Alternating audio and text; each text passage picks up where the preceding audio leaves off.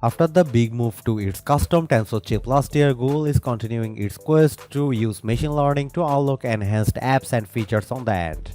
While the specs and design aren't major departures from its predecessors, the addition of smarter software, upgraded cameras for the Pixel 7 Pro, and aggressive pricing result in two of the best flagship phones for the money.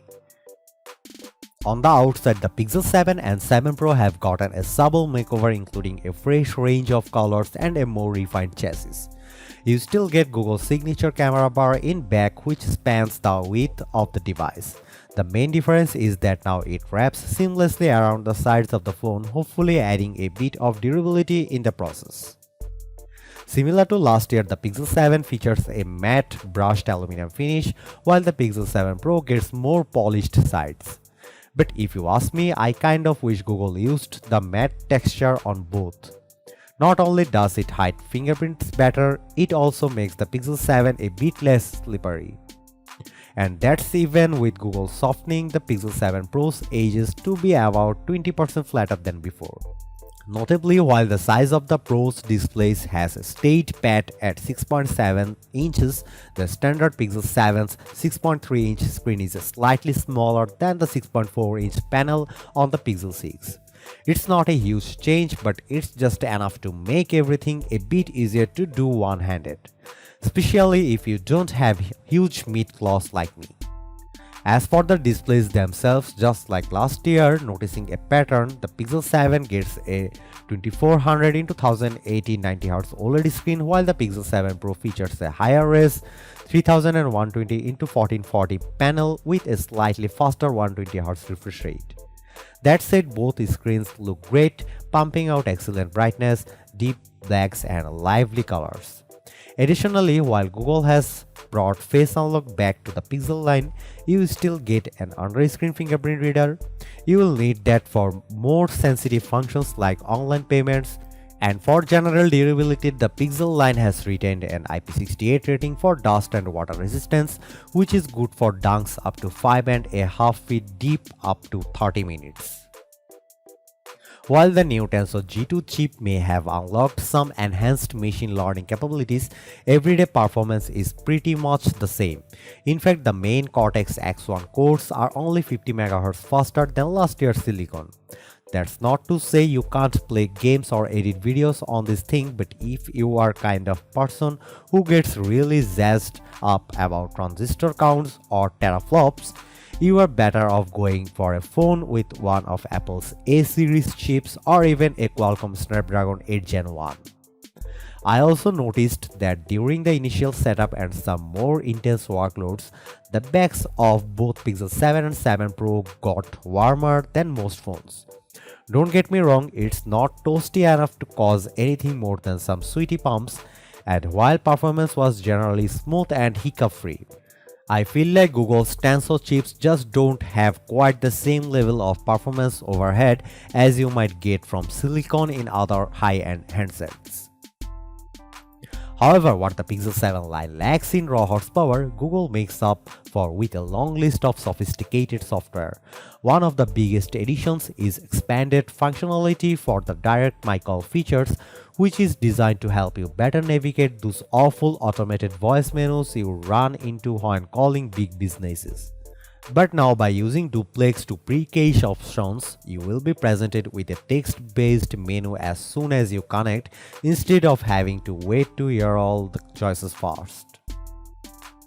Granted, Direct My Call's new caching abilities don't work on smaller mom and pop shops, but stuff like this along with other features such as Hold For Me, the truly excellent Pixel Recorder app, and the new audio message transcription ability combine to provide a really thoughtful software experience that can often save you some time and a headache or two.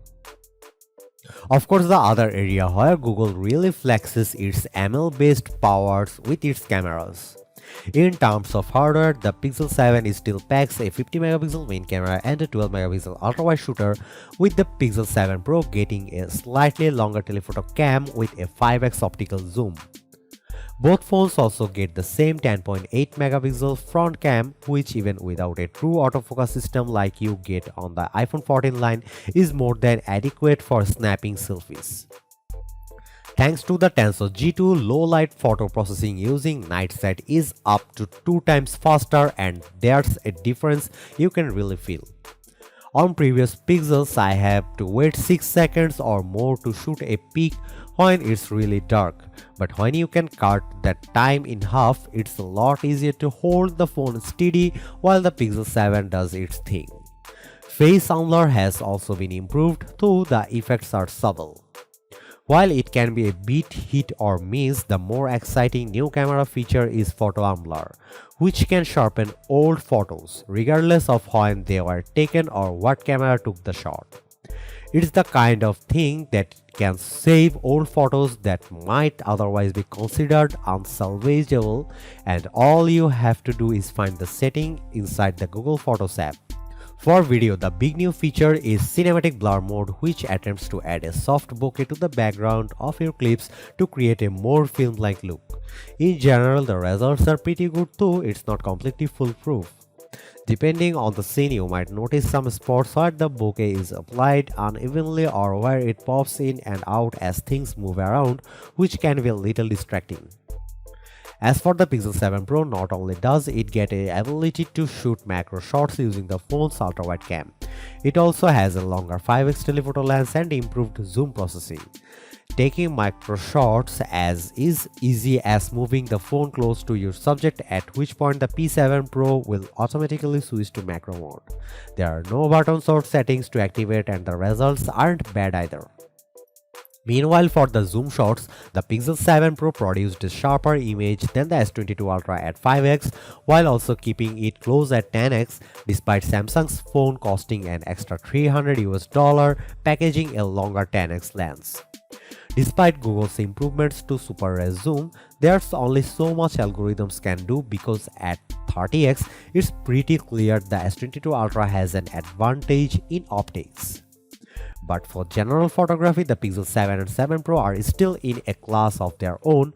Compared to the S22 Ultra and the iPhone 14, the Pixel 7 line routinely captured pictures with superior dynamic range. This leads to photos with more vibrant colors, less brown out highlights, and just generally sharper details. Some goes for low light, where Google's night set consistently captured more well-exposed pics with better textures and richer hues. When it comes to longevity, both phones offer solid battery life. However, the Pixel 7 delivers a pleasant surprise, because thanks to its smaller lower edge screen, it survived a touch longer than the Pro in both benchmarks and real-world usage. On our standard video rundown test, the Pixel 7 lasted 17 hours and 54 minutes, which isn't quite as good as 21 hours 17 minutes we got from the iPhone 14 Plus, but is still respectable. Meanwhile, the Pixel 7 Pro fared just a touch worse with a time of 16 hours and 42 minutes. But regardless of which phone I was using, even with moderate to heavy uses, the Pixel 7 Pro always had at least 25% left in the tank at the end of the day, while the standard Pixel 7 often had upwards of 30% still in reserve. Charging is also largely unchanged from last year, with both phones getting 30-watt wire charging, wireless charging, and support for reverse power sharing, in case you need to send some excess juice to a different device in need. The one caveat is that while wireless charging can go up to 20 watts for the Pixel 7 or 23 watts on the Pro, that's only when using the Pixel S10 II.